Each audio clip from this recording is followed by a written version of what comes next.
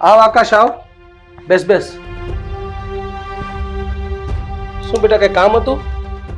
હા અંકલ, મારે તમારી સાથે થોડીક વાત કરવી હતી. હા તો બોલ ને, શું વાત કરવી છે? અંકલ, મારે એ પૂછવું હતું કે તમે મારા મમ્મીને સલાહ આપી હતી કે તમે તમારો દીકરો શેઠને સોંપી દો. જો આવી સલાહ તમે મારા મમ્મીને આપી હોય તો જ્યાં સુધી મને ખબર છે ત્યાં સુધી તમારે પણ એક દીકરો છે નહીં, તો તમે જ તમારો દીકરો શેઠને સોંપી દો ને. મારા મમ્મીને શું કામ કહો છો? હા બેટા, તારી વાત સાચી છે, પણ કદાચ તને ખબર હોય કે ના હોય, મારી પત્નીને 6 વર્ષ પહેલા પેરાલિસિસનો ઝટકો આવ્યો હતો, તો એને સેવા ચાકરી કરવા માટે મારે મારા દીકરાને રાખવો પડે. નહીતર તો ભાઈ આ કોઈ તકલીફ ન હોત ને તો હું 1 સેકન્ડનો પણ વિચાર ન કરત અને મારો દીકરો શેઠની ઘરે આપી દેત. પણ અંકલ એક કામ કરો ને, હા તમે અને મારા મમ્મી બંને શેઠને જણાવી દો ને કે એમના દીકરાનું મૃત્યુ થઈ ગયું છે. એ વાત શક્ય નથી આકાશ. માણસને દુઃખ સહન કરવાની કઈક હદ હોય છે. આ આપણા શેઠનો દીકરો રજત એ આપણા શેઠની છેલ્લી ઉમ્મીદ છે. જો એ ઉમ્મીદ તૂટી જશે ને તો આપણા શેઠ મરી જશે. જો ભાઈ તારે ત્યાં તેનો દીકરો બનીને ન જવું હોય તો કઈ વાંધો નહીં, અમારે તને કઈ પરણે નથી મોકલવો. અમે શેઠને કહી દેશું કે તમારો દીકરો રજત મરી ગયો છે, એટલે પછી શેઠનું જે થવું હોય તે, અને તું છૂટો ને અમે છૂટા. ઠીક છે અંકલ, તમે મને થોડોક વિચારવાનો સમય આપો, હું તમને વિચારીને જવાબ આપીશ.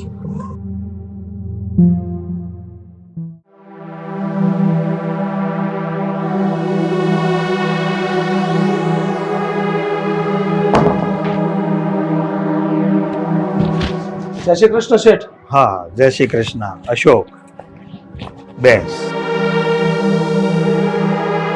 કેમ કર્યું અશોક? જઈ આવ્યો ઓફિસે?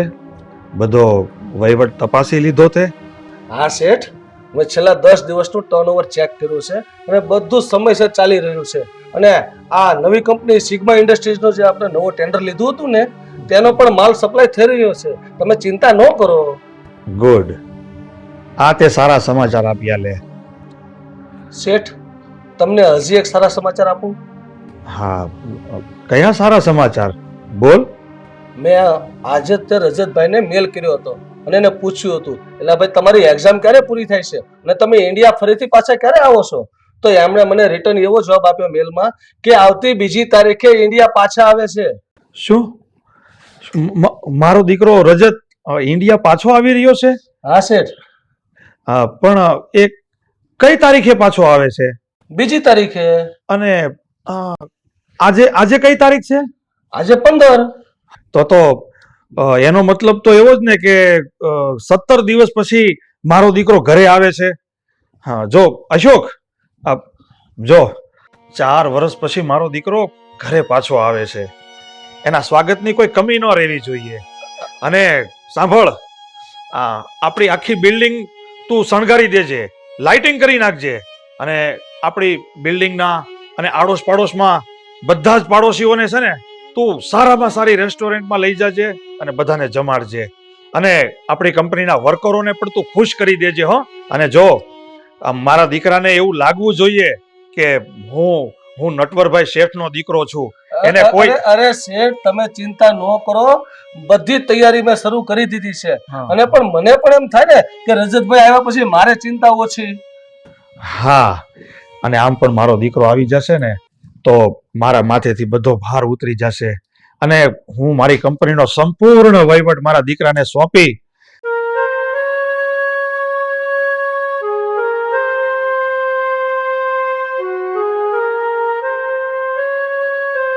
મમ્મી,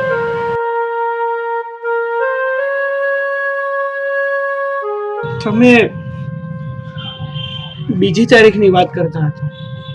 હા, તમે કહેતા હતા કે 2 તારીખે મારે આ ઘર અને તમને છોડીને શેઠના ઘરે રહેવા જતું રહેવાનું છે, એમ જ ને?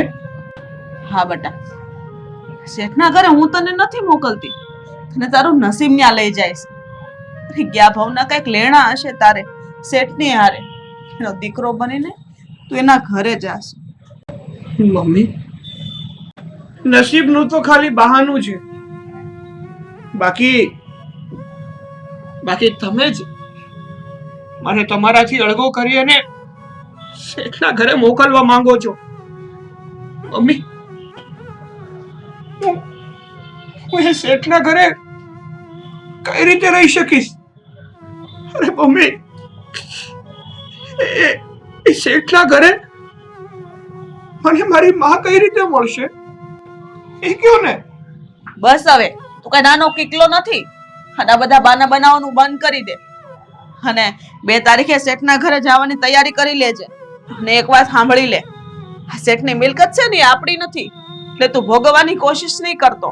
એ કંપનીમાં તું કામ કરીને એટલો જ પગાર તને આપવામાં આવશે, એનાથી વધારે તને કઈ નહીં મળે.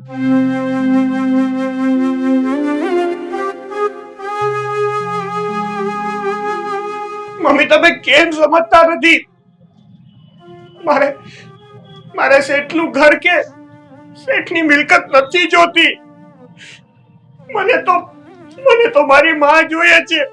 શું કામ તમે તમારા દીકરાને તમારાથી અળગો કરો છો માં? શું કામ?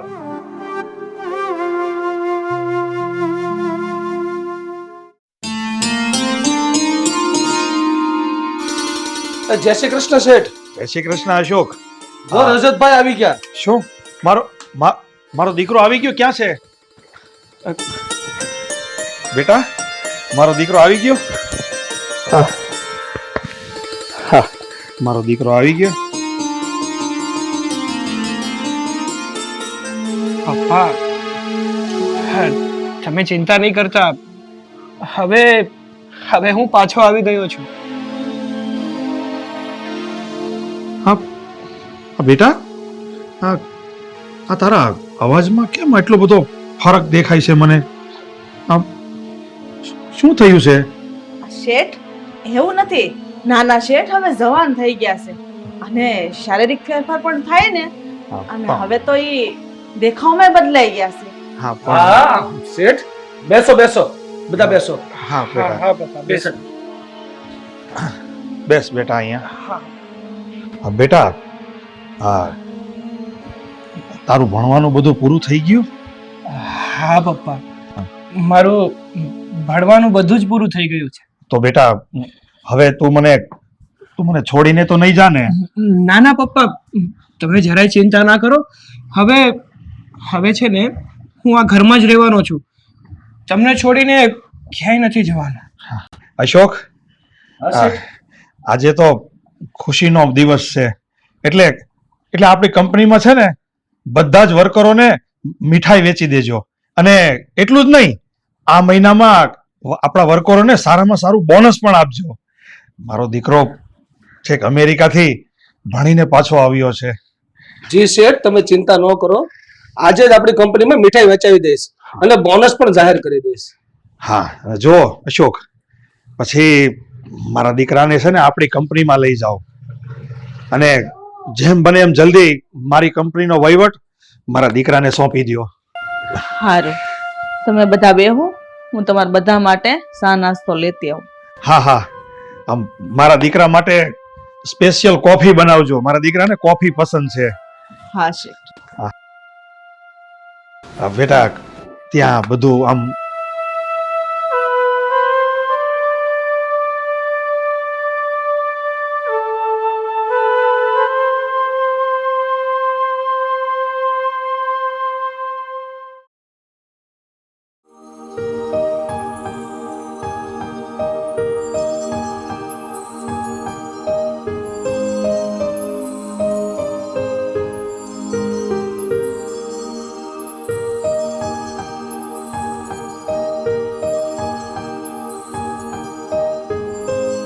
અરે અંકલ, હા?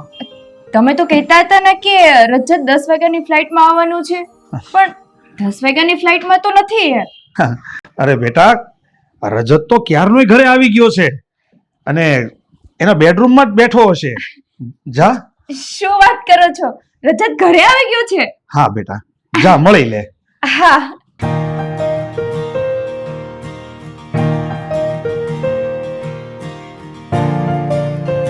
રજત,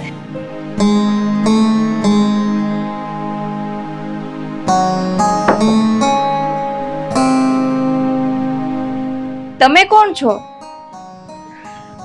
અને રજત ક્યાં છે? એક મિનિટ, હું તમને બધી વાત જણાવું છું. બેસો ને પહેલા. બોલો ને.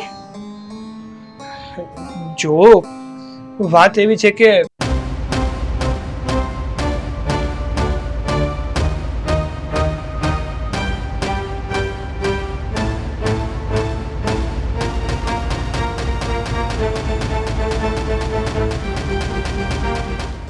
ને જુઓ, હું તો છે ને, હા, શેઠના ઘરે જે કામવાળા બેન નથી એ અરુણાબેનનો દીકરો છું. અને મારા મમ્મીએ આ શેઠનો જીવ બચાવવા માટે એમના જીવન ખાતર મને રજત બનાવીને આ ઘરમાં મોકલ્યું છે. હે ભગવાન, આ તમે શું બોલો છો? ખરેખર રજતનું મૃત્યુ થઈ ગયું છે? હા, રજતનું મૃત્યુ થઈ ગયું છે ને એ હવે આ દુનિયામાં નથી રહ્યું. એક મિનિટ, જો મારી વાત સાંભળો. હા, શેઠ છે ને એને ક્યારેય ખબર ના પડવી જોઈએ કે હું એમનો દીકરો રજત નથી. અને બીજી વાત, મને ખબર છે કે તમે રજતના બેસ્ટ ફ્રેન્ડ છો અને તમારા લોકોના લગ્ન પણ થવાના હતા. પણ જો હવે રજત તો આ દુનિયામાં નથી રહ્યો ને, એટલે તમે તમારા માટે કોઈ બીજો છોકરો ગોતી લેજો.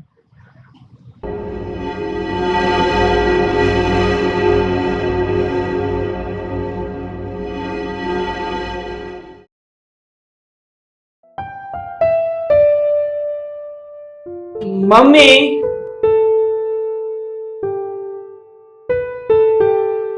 આકાશ, તને ના પાડીશ ને રોજ અહીંયા આવવાની? હું કામ આવીશું અહીંયા? જાઓ ઓફિસે જા. નહીં મમ્મી, હું નથી જવાનો. અને મમ્મી, તમને ખબર તો છે, જ્યાં સુધી તમે તમારા હાથેથી મને નથી જમાડતા ને ત્યાં સુધી મને નથી ભાવતું. પણ તને ખબર છે ને કે તારે શેઠની કંપનીનો વહીવટ સંભાળવાનો છે, તો તું ન્યા જા. અરે નથી સંભાળવો મારે વહીવટ. જો વહીવટ સંભાળવો હશે ને તો અશોકભાઈ સંભાળી લેશે. મમ્મી, તું કેમ નથી સમજતી કે મને તારા વગર નથી ગમતું? પ્લીઝ પ્લીઝ મમ્મી, હવે આ નાટક બંધ કરી દે ને. મારે ઘરે પાછું આવવું છે મમ્મી. પ્લીઝ મને પાછો બોલાવી લે. અરે તું કેમ સમજતો નથી? તારે સમજવું પડશે. અને એકવાર કીધું ને, શેઠ જ્યાં સુધી હયાત છે ને ત્યાં સુધી તારે એનો દીકરો બનીને રહેવું જ પડશે અને નાટક કરવું જ પડશે.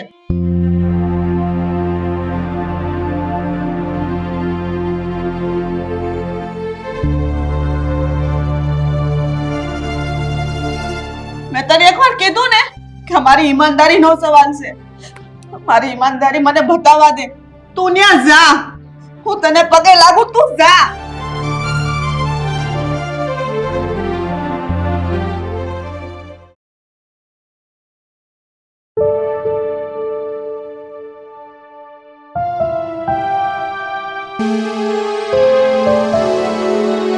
ઘરે તાળું માર્યું છે. હા, મમ્મી ક્યાં ગયા હશે મારા?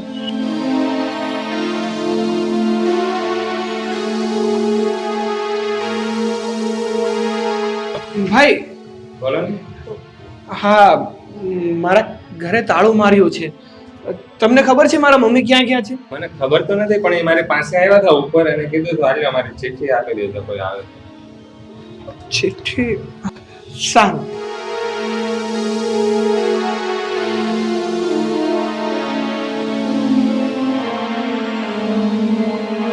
બેટા, હું તારી મમ્મી આ ઘર છોડીને હંમેશા માટે એક મહિલા આશ્રમમાં જઉં છું. તું મને ગોતવાની કોશિશ ન કર. મેં તને શેઠને સોંપી દીધો છે, છતાં તું રોજ મારી પાસે આવે છે. તને તારી માનો મોહ હજુ નથી છૂટતો. મને બીક લાગે છે કે આખી તારી આ માના મોહમાં શેઠનું ઘર નહીં છોડી દે. એટલે હું આજે આ ઘર છોડીને દૂર જાઉં છું. બેટા, જતા જતા એક વિનંતી કરું છું કે શેઠનો તું સાચો દીકરો બનીને રહે છે. જેટલી ઈમાનદારીથી મેં નોકરી કરી છે ને એટલી જ ઈમાનદારીથી તું રહેજે. મારા આશીર્વાદ સદાય તારી સાથે છે. લિખિતન, તારી માં.